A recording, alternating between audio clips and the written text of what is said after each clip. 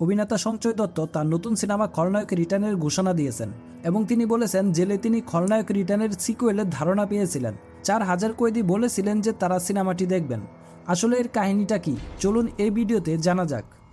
সুভাষ ঘাই পরিচালিত ও প্রযোজিত খলনায়ক ছিল 1990 দশকের একটি হিট সিনেমা এবং কাল্ট স্ট্যাটাস প্রাপ্ত সিনেমা। বর্তমানে খলনায়ক রিটার্ন 1993 সালের কাল্ট ক্লাসিকটির একটি নতুন কাহিনী হবে।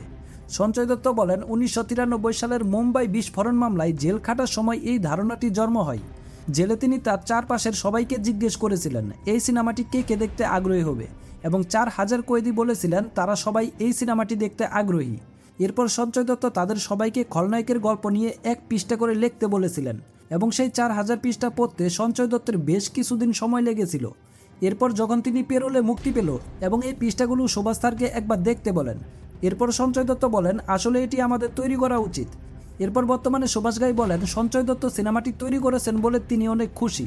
এই খলনায়ক রিটার্ন সিনেমাটি তৈরি করাটা ছিল সঞ্জয় দত্ত এবং মান্যতার ভেতরের ইচ্ছা ও আবেগ।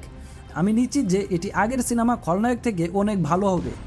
মূল সিনেমাটি 1990 দশকে একটি কাল্ট স্ট্যাটাস পাওয়ার হিট ছিল।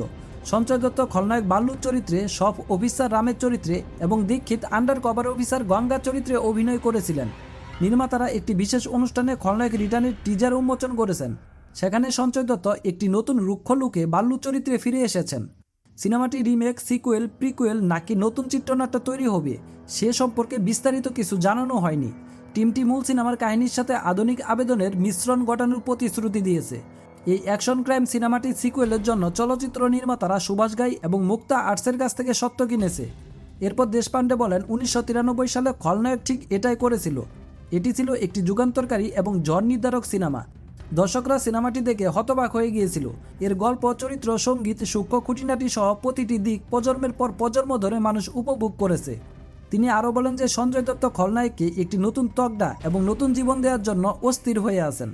আমরাও দেখার জন্য অস্থির হয়ে আছি সঞ্জয় দত্ত খলনায়ক সিনেমাটিকে খলনায়ক রিটার্নের মাধ্যমে কতটুকু ফিরিয়ে নিয়ে আসতে পারে। ভালো থাকবেন সবাই।